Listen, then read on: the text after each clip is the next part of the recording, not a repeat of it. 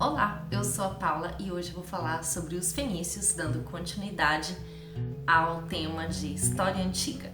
Hoje eu tô num cenário um pouquinho diferente, justamente porque tava tendo muito barulho no outro quarto que eu uso para estudar e eu pensei, meu Deus do céu, faz uma semana que eu tô tentando gravar e eu não consigo. Vamos começar sobre a localização. A região da Fenícia, ela ficava entre o mar Mediterrâneo e uma parte bem montanhosa. Era uma faixa estreita que tinha mais ou menos 200 e poucos quilômetros de extensão e aproximadamente 40 quilômetros de largura. Então era bem difícil o desenvolvimento, da agricultura, apesar de dar certo. Eles conseguiam produzir cereais, grãos, por exemplo, trigo e cevada, mas eles precisavam de outras atividades econômicas. Então, outras coisas que eram produzidas, a madeira, o cedro, que era uma madeira muito utilizada para a construção civil e naval, por exemplo. E eles criavam gado e carneiros, e dali eles conseguiam leite e lã. Mas para a gente entender no que os fenícios se destacaram, a gente vai direto para a atividade econômica principal, que era o comércio marítimo. Foram os fenícios que desenvolveram as técnicas de construção de navios e principalmente as técnicas de navegação. Então eles conseguiam se orientar de várias formas, principalmente pela posição dos astros no céu, posição das estrelas, mas também pela direção dos pássaros, para onde que eles voavam, a direção dos ventos, inúmeras formas. Eles dominaram as rotas comerciais gregas, egípcias, de Chipre e também da Península Ibérica. Eles navegaram muito além do mar Mediterrâneo. Eles também navegaram pelo mar Egeu, pelo mar Negro, pelo mar Vermelho e também pelo Oceano Atlântico.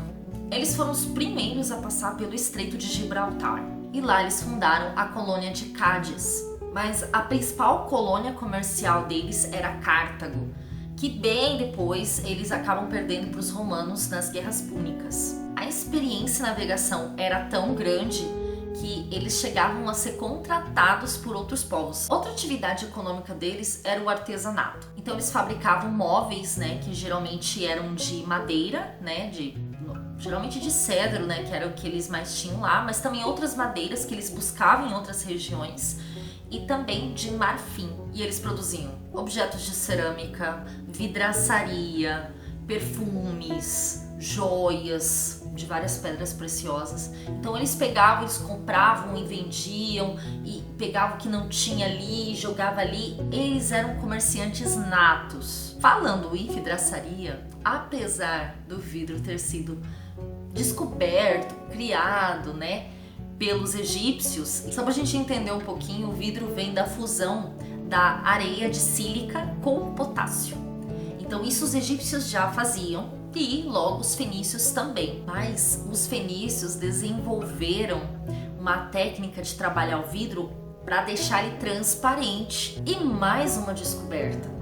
Eles também descobriram a púrpura, que era utilizada para o tingimento de tecidos. Sobre a situação política da Fenícia, cada cidade se autogovernava. Então, cada cidade tinha suas leis, as suas moedas e o seu rei. Era muito difícil a união dessas cidades e para Fenícia se transformar em um reino, por exemplo, por conta da questão geográfica ali da região, justamente porque era muito suscetível a ataques vindos de outros povos, de outras cidades. Inclusive, algumas cidades acabavam até entrando em conflito pelas rotas comerciais. As principais cidades fenícias eram Sidon, Tiro, Biblos, Ugarit e Berytus, onde hoje fica Beirute.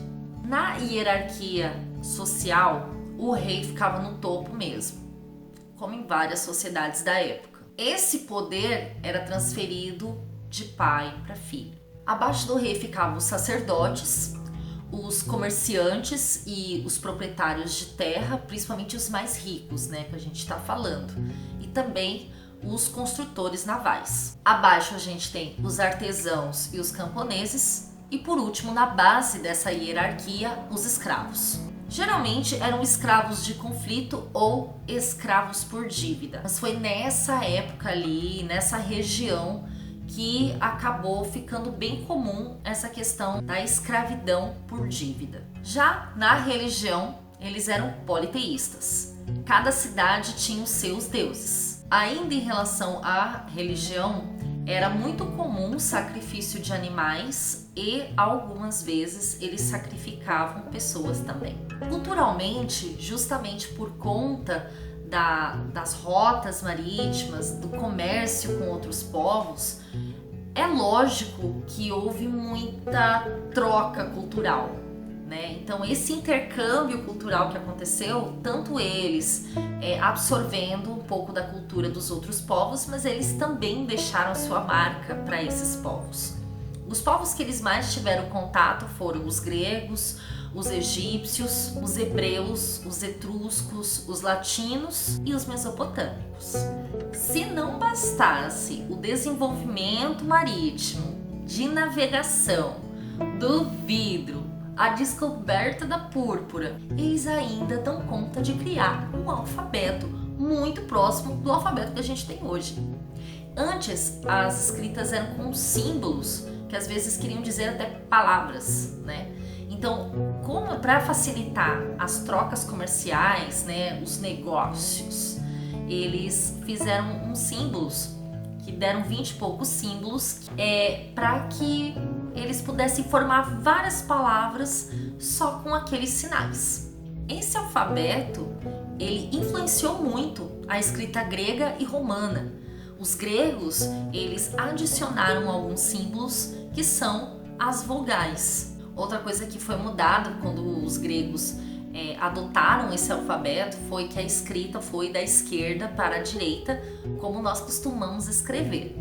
Aí para terminar, eu vou só fazer uma linha do tempo rapidinho. Foi mais entre 2500 e 3000 a.C., foi a época que os cananeus, os fenícios, né, que viriam a ser chamados fenícios, eles ocuparam aquela região. Foi por volta dessa época. Em 1800 a.C., os egípcios acabam dominando os fenícios.